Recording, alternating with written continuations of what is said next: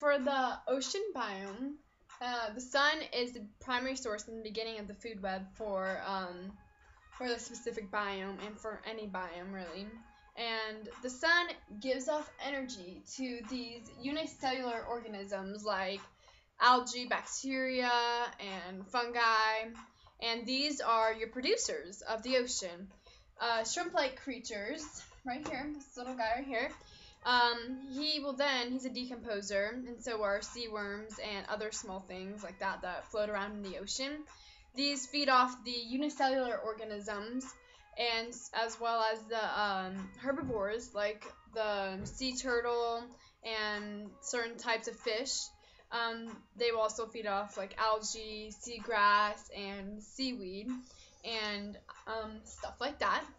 So then the small carnivores like small fish, they feed off these shrimp-like creatures, which then the larger carnivores feed off the smaller fish, and then even like the sharks and the whales and the dolphin. These carnivores feed off the smaller ones and even the shrimp-like creatures. So that is how the ocean biome food web works.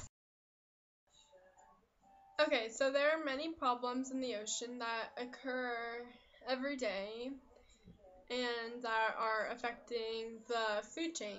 So, one problem that's occurring is people are constantly throwing garbage and whatnot into the ocean, and they don't realize that this has an effect on the food web, and it's killing off the animals. The animals that feed off the animal are not getting enough food, so this eventually has a long-term effect on the food chain in the ocean. Not only can this affect the food chain, but it can affect us too, because a lot of the food we eat comes from animals in the ocean, and if they're dying, then the food that comes from the ocean that we're eating is becoming less and less. So people throwing garbage in the ocean has effect on the food chain and us too. This can be resolved by people just simply not throwing their trash in the ocean and instead in a garbage can.